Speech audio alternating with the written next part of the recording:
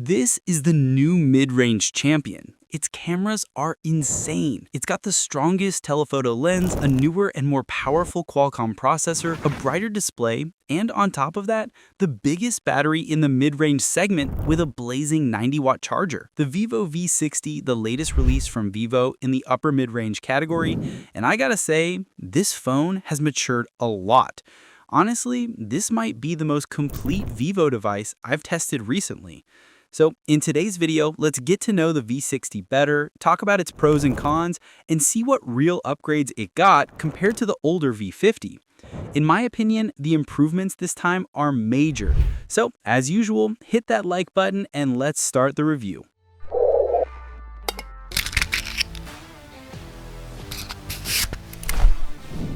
Let's agree on one thing first. Vivo phones always have a unique design style, different from all the other mid-range phones. Vivo really puts effort into that, and we've seen it with all their previous releases. But honestly, this time the phone's design feels mature. Not just the design, the whole phone does. But for now, let's talk about the design itself.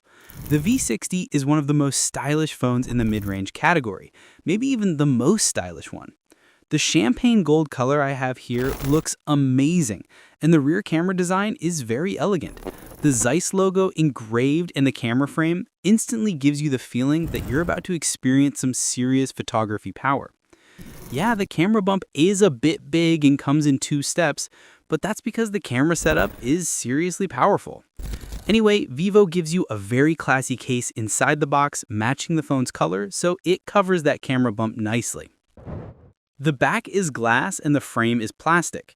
It's about 7.6 millimeters thick, and there are smooth curves along the edges, blending into the frame, matching the slight curves of the display, so the whole phone has this unified curved shape. But don't worry, it's not the kind of aggressive curve that bothers you. It's designed to make the phone sit better in your hand without sharp edges that hurt during long use. And honestly, when you first hold this phone, you'll feel 2 opposite things at once. First, it's a bit heavy, around 200 grams. Second, it feels premium. You can clearly tell you're holding a high-quality, elegant device. Of course, the phone is fully water-resistant with the highest certifications, IP68 and IP69. We're kind of used to seeing those ratings now from Chinese brands. There's even an underwater shooting mode, so you can record underwater without any ghost touches. And when you're done, you can use the speaker drying feature to push the water out. So tell me, which one do you think looks more premium and elegant, the new V60 or the older V50? The display is a 6.77-inch AMOLED Full HD Plus panel with 120Hz refresh rate and HDR10+ support. It's a quad curved display. Like I mentioned, very slightly curved on all sides, not aggressively curved. It has super thin bezels and a tiny hole for the selfie camera. The display quality is excellent. Color reproduction and content viewing, especially videos, look great for its price range. No issues at all. To be honest, it's the exact same screen as the old V50. Same look, same bezels, same colors, everything. But what changed is brightness. Vivo says it now reaches 5,000 nits peak brightness, but realistically, it hits around 1,450 nits under direct sunlight. That's a clear improvement over the V50, so visibility under sunlight is no longer a problem.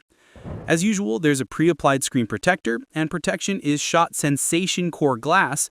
Vivo says this gives you the luxury of a curved display with the durability of a flat one. Basically telling you not to worry if the phone falls, the screen can handle it. By the way, if you've used a curved Vivo phone before, tell me in the comments, did the screen ever crack and need replacing, or was it actually reliable for you? Now, let's move on to the real upgrades. Vivo used a brand new Qualcomm Snapdragon 7 Gen 4 processor built on 4nm technology. Storage options are 256GB or 512GB, both with 12GB of real RAM. The phone ships with Android 15 and promises 4 years of Android updates. Let me tell you, this is the first phone I've tested with the new Snapdragon 7 Gen 4 chip. Benchmark numbers show it's slightly stronger than the older 7 Gen 3, which we've all gotten bored of since it's been in almost every mid-range phone for the past 2 years. The CPU upgrade isn't dramatic, but the GPU, the graphics processor, clearly got stronger in this new chip. However, Vivo is still using UFS 2.2 storage, which is not the fastest. Most competitors now use UFS 3.1. But in real-life use, the performance of the V60 is excellent. Super smooth, super fast. There are no frame drops, no animation lags. The interface feels perfectly optimized. It launches apps instantly and multitasks effortlessly. I've been using the phone for quite a while, and honestly, its performance is flawless.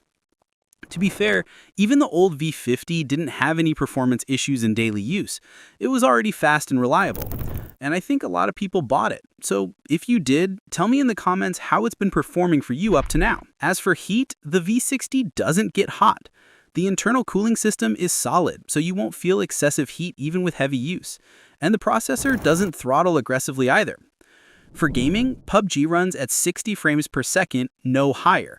And I'm sure this chip can easily handle 90 frames.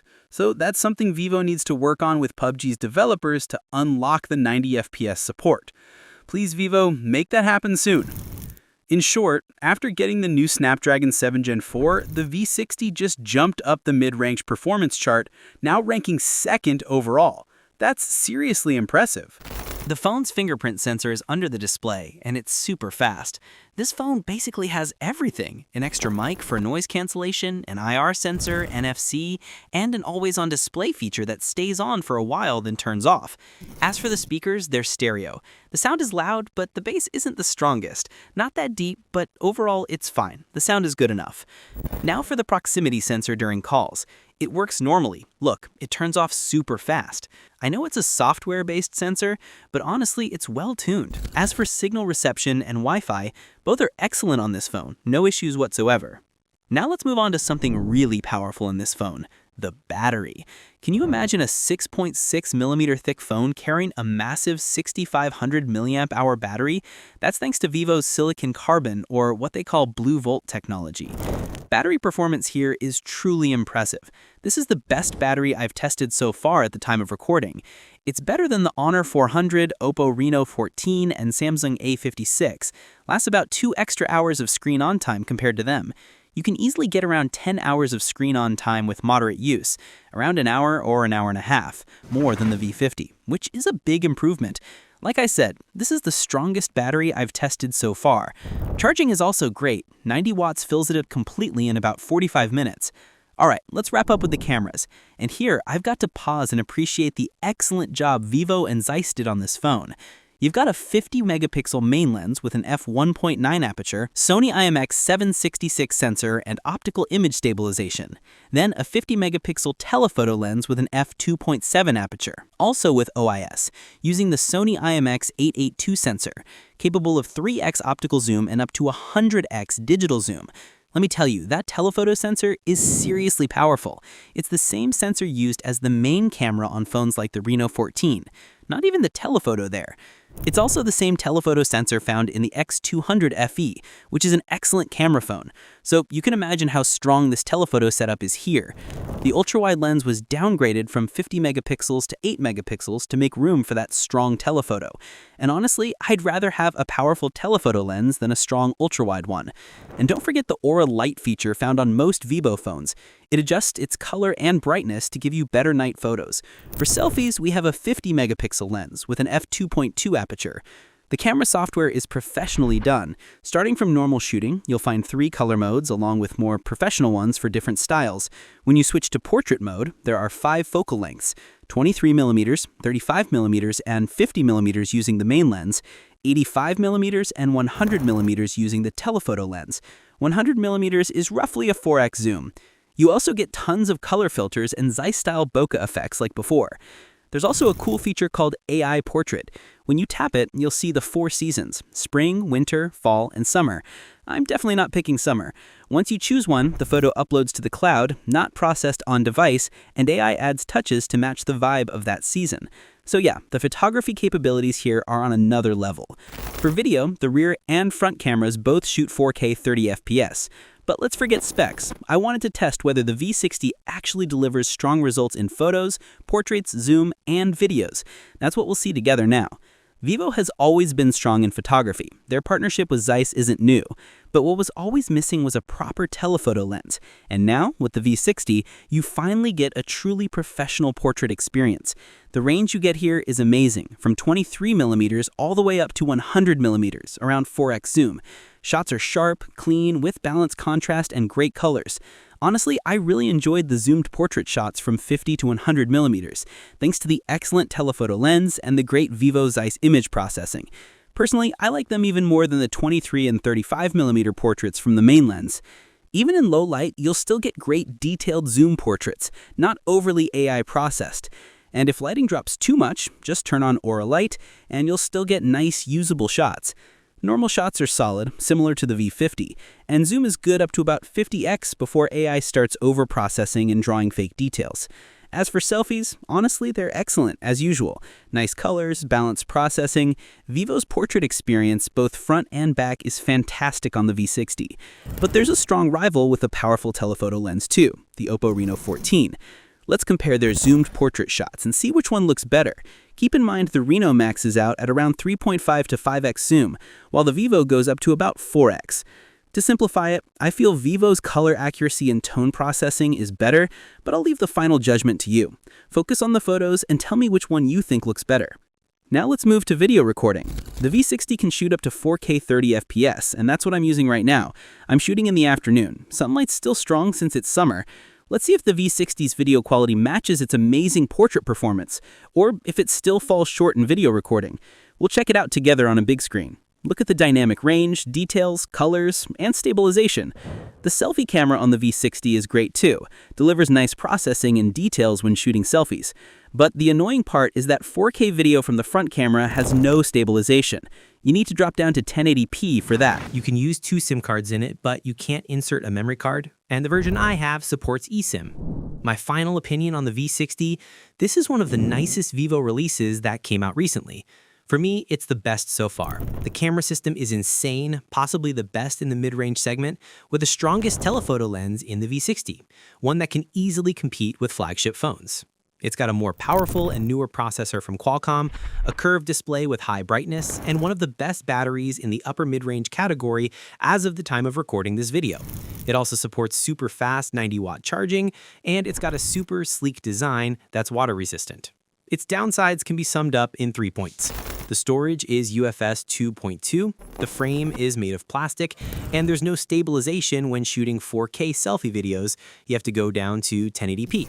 I really hope Vivo optimizes or collaborates with PUBG so the phone can officially run the game at 90 frames or higher, because it doesn't make sense that a phone with this kind of power only runs it at 60 frames. And that's it. I'm done with the video. I really appreciate you for sticking with me until this point. Make sure you've dropped a like if you haven't already, and write me a comment telling me what you think about the V60. Do you feel it's a big upgrade over the V50? Personally, I think yes. You're getting a stronger camera system, especially the telephoto lens, a more powerful battery, a brighter screen, and one of the best Qualcomm processors, even with stronger graphics performance. Even though I haven't used it yet, I'm sure over time, developer support will further optimize this processor, and for me, the design looks better than the old V50 design. But that doesn't mean that if you already have the V50, you should sell it. It's still a very good phone, and I'm sure you bought it at a good price. So I wouldn't recommend selling it just to get the V60. Yes, it's an upgrade, but I always say if you want to really feel the difference for the money you're spending, wait at least 2 generations before upgrading your phone. Write me a comment and tell me your opinion about the V60, and let me know which phone you think is the strongest competitor that we should compare it with next. And make sure you subscribe if you're watching us for the first time on YouTube, and turn on the notification bell so you can catch all our new phone reviews and comparisons as soon as they drop.